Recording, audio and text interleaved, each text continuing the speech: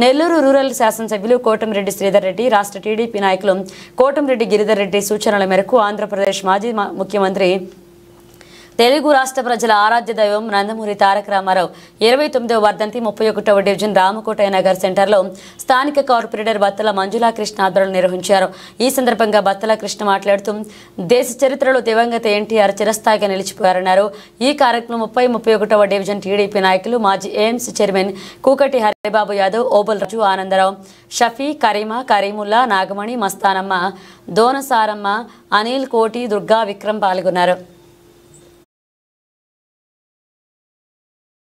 Nellore rural శాసనసభ్యులు కోటమిరెడ్డి శ్రీధర్ రెడ్డి గారి ఆదేశాల మేరకు రాష్ట్ర టీడీపీ నాయకులు కోటమిరెడ్డి గిరిధర్ రెడ్డి గారి సూచన మేరకు 31వ డివిజన్ బత్తల మంజుల కృష్ణ గారి ఆధ్వర్యంలో ఈరోజు 31వ డివిజన్లోని రామకోట నగర్లో దివంగత మహానేత, ఆంధ్రప్రదేశ్ ఉమ్మడి రాష్ట్ర ప్రజల ఆరాధ్య దైవం, మాజీ ముఖ్యమంత్రులు నందమూరి తారక రామారావు గారి 29వ వర్ధంతి ఈరోజు రామకోట నగర్ సెంటర్లో ఘనంగా నిర్వహించడం జరిగినది.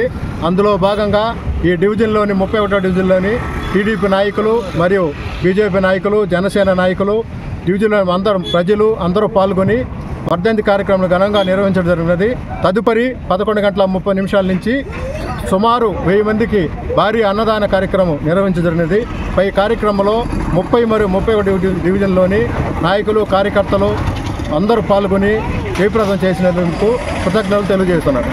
భారతదేశంలోని ఎవరు చేయని విధంగా ఆంధ్రప్రదేశ్ మాజీ ముఖ్యమంత్రులు నందమూరి తారక రామారావు గారు మద్యపాన నిషేధం కానీ, ₹2 కిలో బియ్యం కానీ అప్పుడు ప్రజలకి అందుబాటులో ఉండి ప్రజాసేవ చేస్తూ ఎంతోమందికి ఆదర్శంగా నిలబడి ఈరోజు 29వ వర్ధంతి కూడా ఇంత ఘనంగా చేర్చుకున్నామంటే ఆయన చేసిన సేవలు కొనియాడుతూ మనమందరూ ఆయన అడుగుజాడలు నడవాలని కోరుకుంటూ సెలవు తీసుకున్నాం. నందమూరి తారక రామారావు ₹2 బియ్యం కానీ, మద్యపాన నిషేధం కానీ ఆంధ్రప్రదేశ్లో అప్పుడు